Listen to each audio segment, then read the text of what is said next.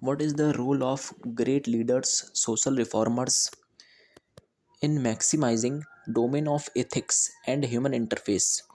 कहने का मीन्स ये है कि जो ग्रेट लीडर्स हमारे हुए हैं और सोशल रिफॉर्मर्स हुए हैं, ग्रेट फ्रीडम फाइटर्स हुए हैं, तो इन सब का क्या मोटिव था और इन सब का क्या रोल था कि जिन्होंने इथिक्स और ह्यूमन इंटरफेस यानी कि इथिक्स और मतलब इन्होंने कुछ ऐसी इथिक्स दी जिससे क्या हुआ, ह्यूमन कनेक्ट कर पाया। तो कहने का मतलब ये है कि इन ग्रेट रिफॉर्मर्स की, इन सोशल रिफॉर्मर्स की, इन ग्रेट लीडर्स की, ग्रेट फ्रीडम फाइटर्स की क्या एथिक्स थी जो लोगों के काम आई, जिससे लोग कनेक्ट कर पाए। तो वो क्या एथिक्स थी? अगर हम बात करें तो हम यहाँ पे आंसर राइटिंग में भी इसे यूज़ कर सकते हैं। तो ये हमारे लिए इथिक्स के ही पर्सपेक्टिव से नहीं, आंसर राइटिंग के पर्सपेक्टिव से भी इम्पॉर्टेंट हो जाएगा। तो first, elimination of cultural determination. कहने का मतलब ये है जो कल्चरल भेदभाव है वो मिटाना समाज से हर एक सोशल रिफॉर्मर का मेन मोटिव होता है। And treating every human being as a end. कहने का मतलब ये है कि ह्यूमन बीइंग को एंड यानी कि साध्य माना। साध्य मानना मतलब क्या हुआ कि जैसे कई बार ऐसा होता है कि ये हर एक लीडर में होता है कि वो क्या होता है कि कोई भेदभाव नहीं करता है।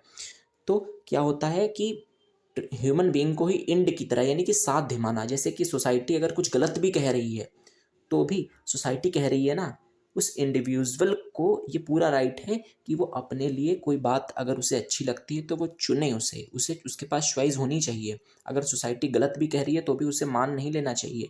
यानी कि जो साधन है, यानी कि जो साध्य है, यानी कि जो एंड है, यानी कि जो मेन इंपॉर्टेंस दी गई वो इंडिविजुअल को दी गई कि प्रत्येक आदमी साध्य, मतलब कहने का ये मतलब है कि ह्यूमन बीइंग मेन है। हाँ, बाद में सोसाइटी है, बाद में सारी चीज़ें हैं। पहले जब इंसान रहेगा तो सारी विचारधाराएं रहेंगी।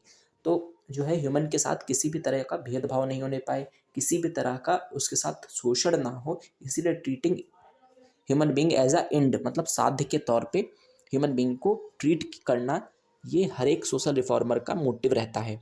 थर्ड क्या है कि to strengthening the values of liberty and equality.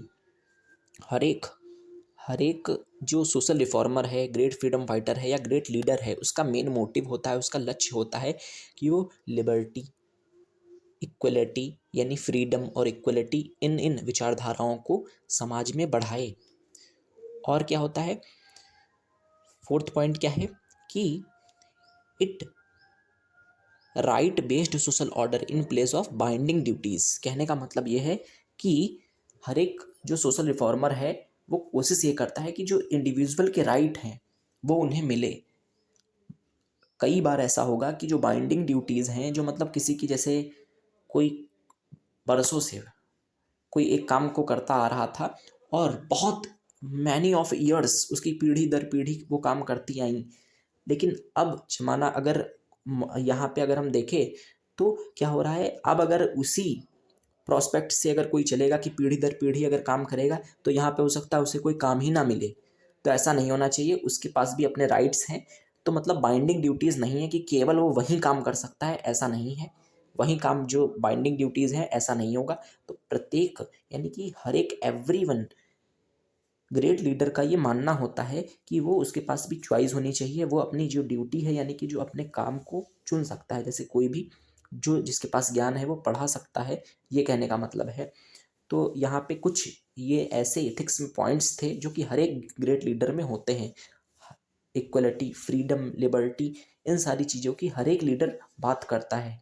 Non discrimination, discrimination किसी के साथ ना हो, ये हर एक लीडर का प्रोस्पेक्टिव होता है। तो फिफ्थ पॉइंट क्या हो सकता है, every great leader ensures non discrimination on any basis, it may be religion, caste, education मतलब और जेंडर, मतलब जेंडर, एजुकेशन या किसी भी बेसिस पे, कास्ट के बेसिस पे किसी के साथ भी कोई भी तरह का डिस्क्रिमिनेशन ना हो।